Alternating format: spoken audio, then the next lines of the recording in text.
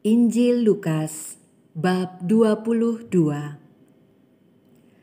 Hari raya roti tidak beragi yang disebut Paskah sudah dekat.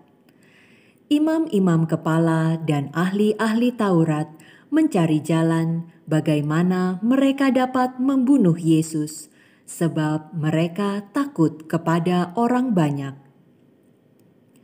Maka masuklah iblis ke dalam Yudas yang bernama Iskariot, seorang dari ke-12 murid itu. Lalu pergilah Yudas kepada imam-imam kepala dan kepala-kepala pengawal bait Allah, dan berunding dengan mereka bagaimana ia dapat menyerahkan Yesus kepada mereka. Mereka sangat gembira dan bermufakat untuk memberikan sejumlah uang kepadanya. Ia menyetujuinya, dan mulai dari waktu itu ia mencari kesempatan yang baik untuk menyerahkan Yesus kepada mereka tanpa setahu orang banyak. Maka tibalah hari raya roti tidak beragi, yaitu hari di mana orang harus menyembelih domba Paskah. Lalu Yesus menyuruh Petrus dan Yohanes, katanya, "Pergilah, persiapkanlah perjamuan Paskah bagi kita, supaya kita makan." Kata mereka kepadanya, "Di manakah engkau kehendaki kami mempersiapkannya?" Jawabnya, "Apabila kamu masuk ke dalam kota, kamu akan bertemu dengan seorang yang membawa kendi berisi air. Ikutilah dia ke dalam rumah yang dimasukinya, dan katakanlah kepada tuan rumah itu, 'Guru bertanya kepadamu, di manakah ruangan tempat aku bersama-sama dengan murid-muridku akan makan Paskah?' Lalu orang itu akan menunjukkan kepadamu sebuah ruangan atas yang besar yang sudah lengkap. Disitulah kamu harus mempersiapkannya."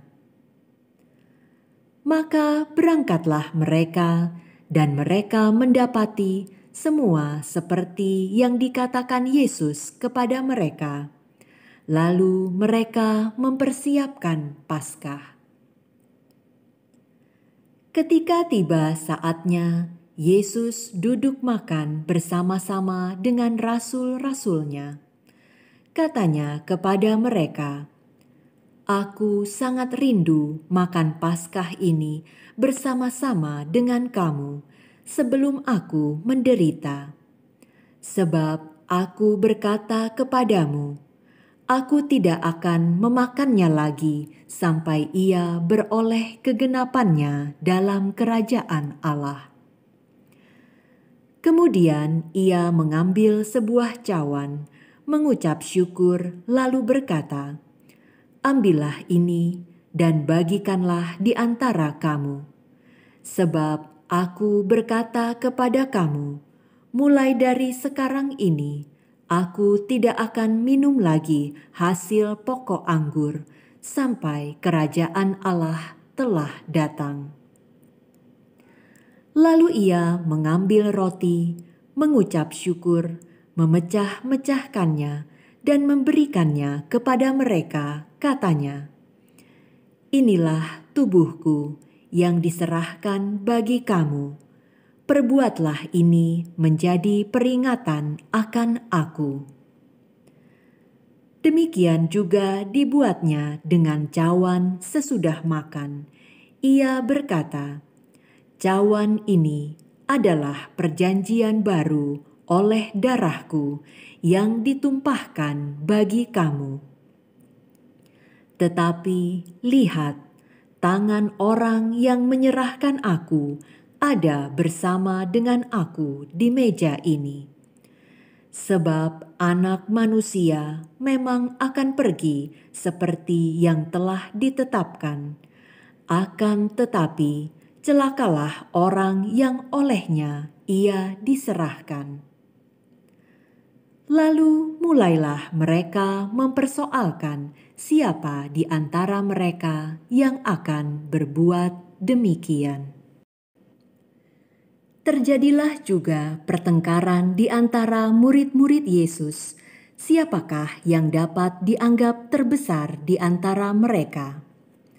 Yesus berkata kepada mereka, "Raja-raja bangsa-bangsa memerintah rakyat mereka, dan orang-orang yang menjalankan kuasa atas mereka disebut pelindung-pelindung. Tetapi kamu tidaklah demikian, melainkan yang terbesar di antara kamu hendaklah menjadi sebagai yang paling muda, dan pemimpin sebagai pelayan. Sebab siapakah yang lebih besar, yang duduk makan atau yang melayani? Bukankah dia yang duduk makan? Tetapi aku ada di tengah-tengah kamu sebagai pelayan. Kamulah yang tetap tinggal bersama-sama dengan aku dalam segala pencobaan yang aku alami. Dan aku menentukan hak-hak kerajaan bagi kamu, sama seperti Bapakku menentukannya bagiku, bahwa kamu akan makan dan minum semeja dengan aku di dalam kerajaanku, dan kamu akan duduk di atas tahta untuk menghakimi ke-12 suku Israel. Simon, Simon, lihat, iblis telah menuntut untuk menampi kamu seperti gandum. Tetapi aku telah berdoa untuk engkau, supaya imanmu jangan gugur. Dan engkau, jikalau engkau sudah insaf, kuatkanlah saudara-saudaramu." Jawab Petrus, "Tuhan, aku bersedia masuk penjara dan mati bersama-sama dengan engkau." Tetapi Yesus berkata, "Aku berkata kepadamu, Petrus, hari ini ayam tidak akan berkokok sebelum engkau 3 kali menyangkal bahwa engkau mengenal aku." Lalu ia berkata kepada mereka, "Ketika aku mengutus kamu dengan tiada membawa pundi-pundi, bekal dan kasut, adakah kamu kekurangan apa-apa?" Jawab mereka, "Suatu pun tidak." Katanya kepada mereka, "Tetapi sekarang ini, siapa yang mempunyai pundi-pundi, hendaklah ia membawanya. Demikian juga yang mempunyai bekal. Dan siapa yang tidak mempunyainya, hendaklah ia menjual jubahnya dan membeli pedang. Sebab aku berkata kepada kamu, bahwa nas kitab suci ini harus digenapi padaku. Ia akan terhitung di antara pemberontak-pemberontak. Sebab apa yang tertulis tentang aku sedang digenapi." Kata mereka, "Tuhan, ini 2 pedang." Jawabnya, "Sudah cukup." Lalu pergilah Yesus keluar kota, dan sebagaimana biasa ia menuju Bukit Zaitun. Murid-muridnya juga mengikuti dia. Setelah tiba di tempat itu, ia berkata kepada mereka, "Berdoalah supaya kamu jangan jatuh ke dalam pencobaan." Kemudian ia menjauhkan diri dari mereka, kira-kira sepelempar batu jaraknya. Lalu ia berlutut dan berdoa, katanya, "Ya Bapakku, jikalau engkau mau, ambillah cawan ini daripadaku. Tetapi bukanlah kehendakku, melainkan kehendak-Mulah yang terjadi." Maka seorang malaikat dari langit menampakkan diri kepadanya untuk memberi kekuatan kepadanya. Ia sangat ketakutan dan makin bersungguh-sungguh berdoa. Peluhnya menjadi seperti titik-titik darah yang bertetesan ke tanah. Lalu ia bangkit dari doanya dan kembali kepada murid-muridnya. Tetapi ia mendapati mereka sedang tidur karena duka cita. Katanya kepada mereka, "Mengapa kamu tidur? Bangunlah dan berdoalah, supaya kamu jangan jatuh ke dalam pencobaan."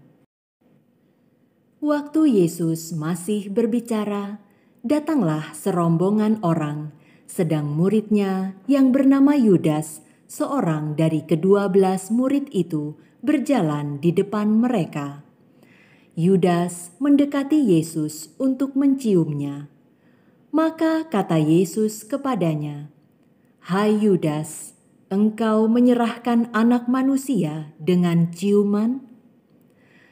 Ketika mereka yang bersama-sama dengan Yesus melihat apa yang akan terjadi, berkatalah mereka, "Tuhan, mestikah kami menyerang mereka dengan pedang?" Dan seorang dari mereka menyerang hamba imam besar sehingga putus telinga kanannya.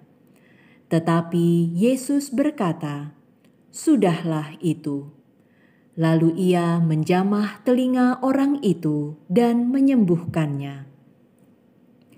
Maka Yesus berkata kepada imam-imam kepala dan kepala-kepala pengawal bait Allah serta tua-tua yang datang untuk menangkap dia, katanya, "Sangkamu aku ini penyamun, maka kamu datang lengkap dengan pedang dan pentung?